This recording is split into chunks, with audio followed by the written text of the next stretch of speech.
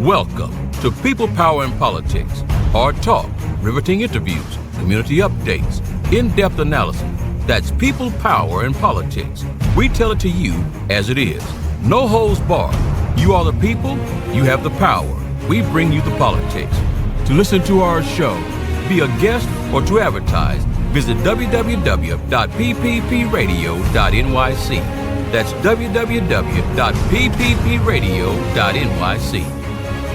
A very warm welcome to everyone. We are joined by a very special guest, Congresswoman Yvette Clarke, who represents the 9th Congressional District in Brooklyn, New York. Welcome, welcome. Always a pleasure to have you. Thank you for having me once again, Pearl. It's great to be with you. Thank you. And we are going to be discussing a hot topic right now, New York politics, Mayor Eric Adams.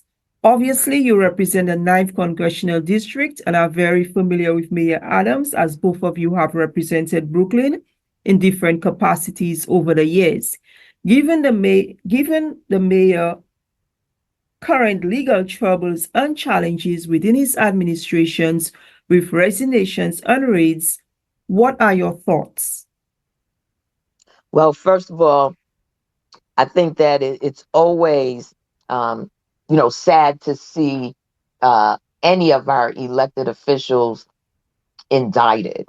There's a certain level of trust and pride that we have in those from our community who have stepped up to lead us. Particularly in government. And so it's sad and disappointing that things have come to this with respect to the Adams administration. And I think that, the mayor has certainly the right to a defense of what he's been indicted on. My hope is that, he will prevail in the end. My main concern is that this has not become such a distraction that the work, the services that our people rely on are not impacted in a way in which it's indicative of a besieged administration.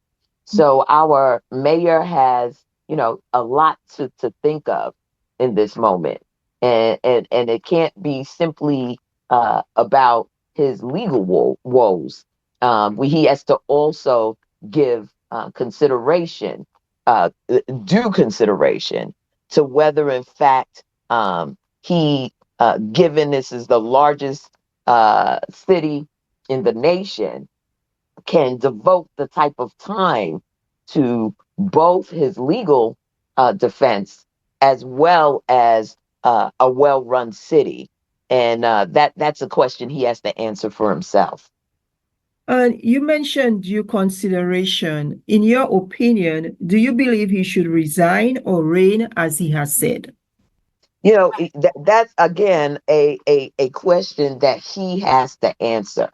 I operate on the federal level, so I don't really have a good sense of whether, in fact, there have been disruptions to the way in which services are delivered to our people as a result of this. So it's kind of hard to determine. I do believe in the presumption of innocence.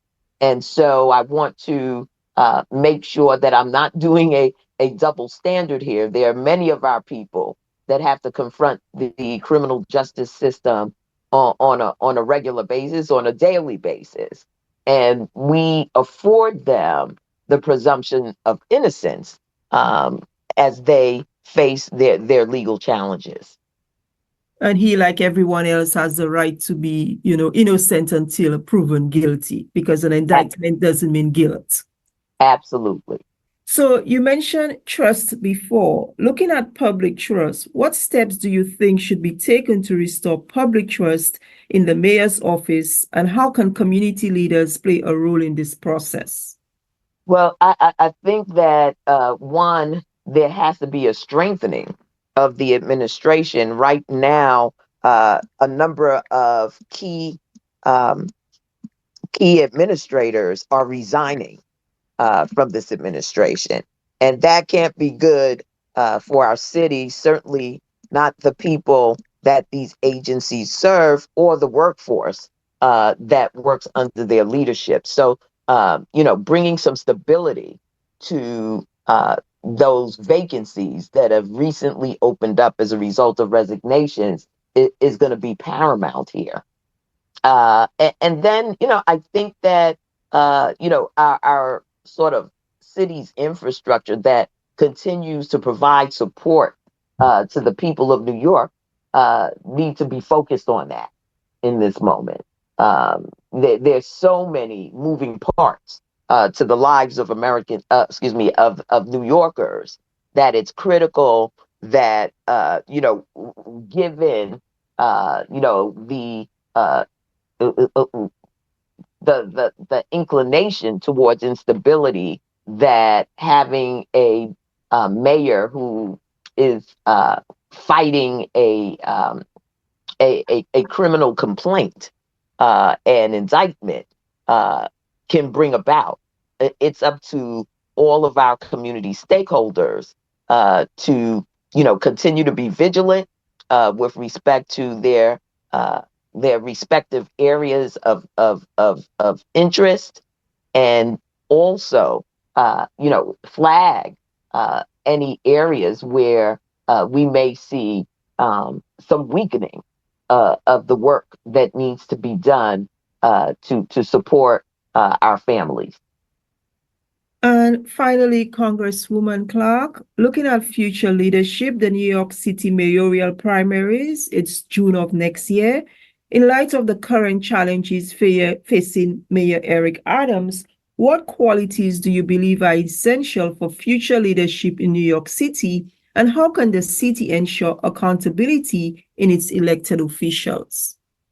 Well, I think that it is critical for whomever is seeking the leadership of our city to have their finger on the pulse of the diversity of our city, and the needs of every community, and the sweet spot of intersection with respect to those communities, be that the immigrant community and the longtime stakeholders that use our public school system to educate their children, be that the healthcare infrastructure um, through HHC that tends to give healthcare services to the most vulnerable in our city. I think it's important that whomever is seeking this office has a very clear vision for affordable housing, and for creating opportunities for entrepreneurs, and expanding opportunities for employment in our city. And I think that that's what most New Yorkers are concerned about right now. It's, our health and well-being, the housing crisis that has been, for over a decade now, applying pressures to families who keep seeing their rents escalate, and their uh, uh, home buying options shrinking, their home buying opportunities shrinking in New York City. And I think that affordable housing has to be a major focus for whomever becomes mayor. We've got a very large unhoused population in our city, many people living in shelters or living in par conditions. And, we have to make that population a priority. All right. Thank you so much, Congresswoman Yvette Clarke. Thank you very much, Pearl. You're very welcome. People, Power, and Politics. Hard talk, riveting interviews, community updates, in-depth analysis. That's People, Power, and Politics. We tell it to you as it is. No holds barred. You are the people, you have the power. We bring you the politics. To listen to our show, be a guest, or to advertise, visit www.pppradio.nyc. That's www.pppradio.nyc.